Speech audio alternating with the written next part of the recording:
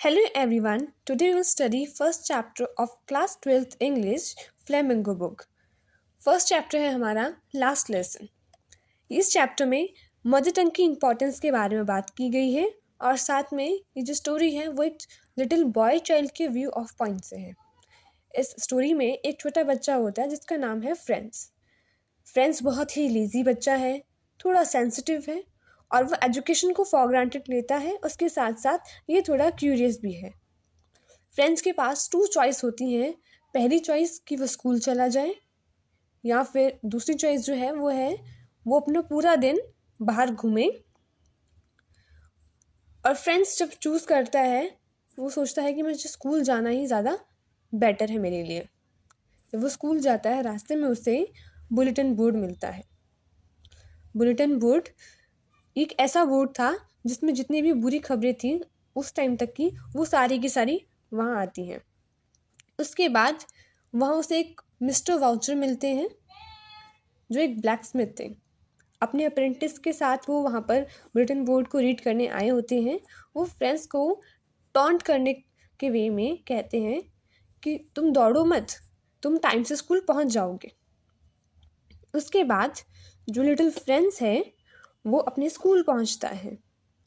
School में एकदम silence होती है और ऐसा स्पेशली संडेज पे होता है।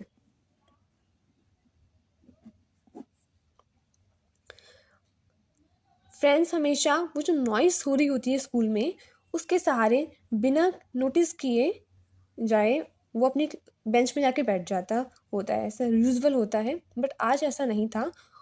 वो क्लास में जाता है तो जो मिस्टर एम हेमल होते हैं उनके टीचर वो उसे देखते हैं।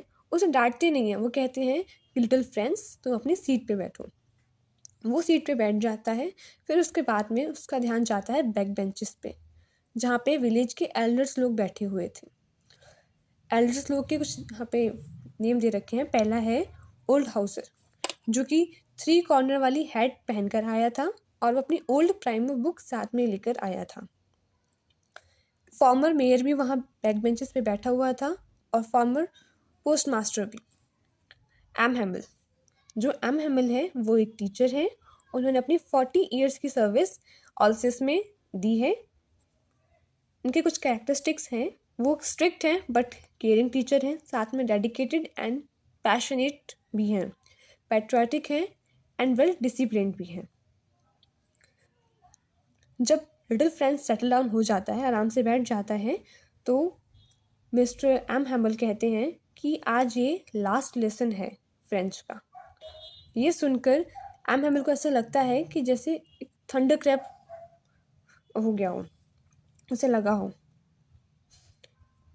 अब मिस्टर एम हैमल उन्हें बताते हैं कि जो बुलेटिन बोर्ड है वहाँ पर ये ऑर्डर आया है कि आज से यहाँ पर कल से यहाँ पर जर्मन पढ़ाई जाएगी ना कि फ्रेंच।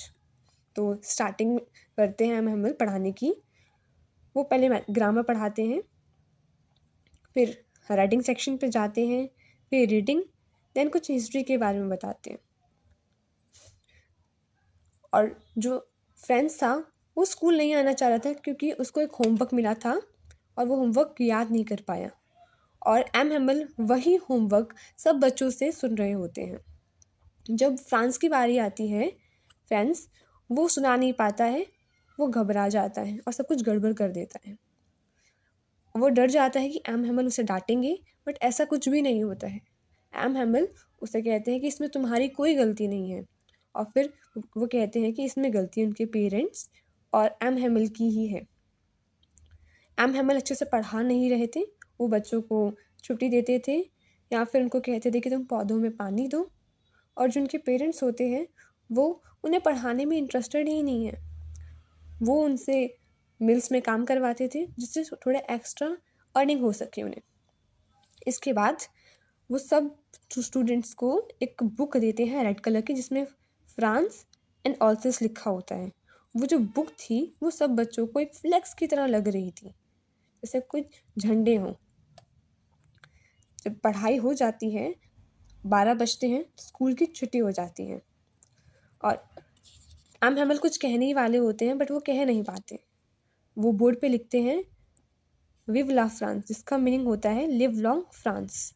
ये कहने के बाद उनका गला भराते हैं, वो हाथों से इशारा करते हैं कि छुट्टी हो गई है, अब सब घर जा सकते हैं। इसी के साथ ये चैप्टर ख़त्म होता है।